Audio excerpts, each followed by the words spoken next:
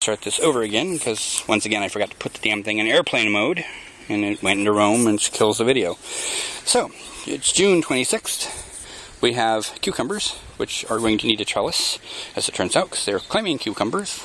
I think most cucumbers can climb, but these things are being aggressive. They're trying to interfere with our beans and our peas over here.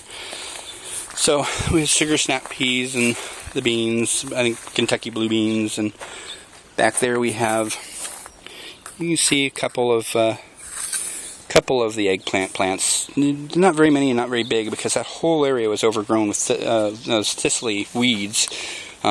Because back there where you can see my footsteps in the dirt, that area we had a weed grow and go to seed over the winter and didn't even realize it was going to just plant the heck out of my garden here. So they all got pulled today. In the back here we have that Grazzini, which is putting out some nice sized squash pretty quickly. I think I'm going to harvest some of those before I leave. And we have down here our jalapenos, including a pretty healthy one over there. That's all harvested seeds too. Going to have to thin some of those. So that was good. Over here we have strawberries, as per. Strawberries with actual strawberries growing. I'm going to redo the bird netting next time, I think. Well, maybe not next time, maybe the time after, because next time we've already got a lot of stuff planned. Over here we have all the blueberries. This one's having trouble, and we haven't quite figured it out, so we redid the water line, hoping that'll fix it. We got a lot of blueberries. I'm trying not to lose those. I don't know if you can see this right here, this stuff. This mulch is all the husks off the cocoa shells. The cacao bean that they make chocolate out of. So, yeah, it's chocolate and blueberries over there. Wonderful, wonderful stuff. We'll go front here. You see the tomato plants, which are anywhere from 3.5 to 5 feet tall now. Yay!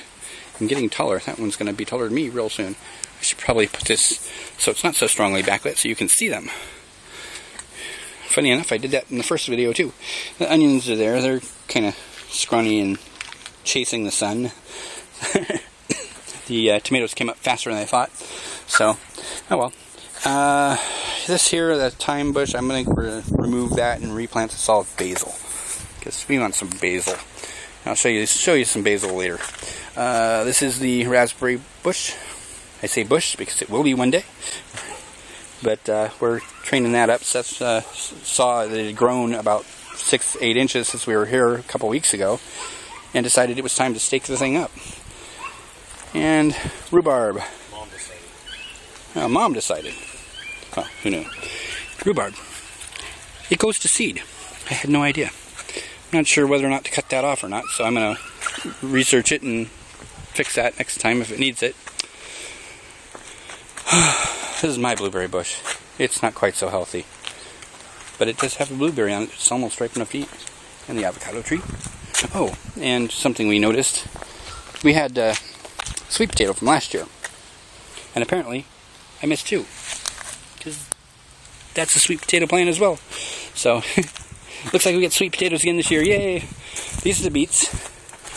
I want to show you this monster. It's my hand compared to the beet. So, yeah, that's pretty good sized beet. These are probably going to come up next week, and I'm going to replant with beets because we can't have too many beets. Probably going to pull the parsnips up too. I don't know what we'll plant all here. I'll have to check my schedule because we're ahead of schedule because there was too much nitrogen in the soil, I guess. They grew way faster than they should have. The okra is coming up a little healthier. We'll see. I may even replant some more, just trying to get enough of them to grow to harvest, because you can only harvest like you got a 3-day window to harvest one off each plant, and they come out about 2-3 a week, so you need to have enough to eat.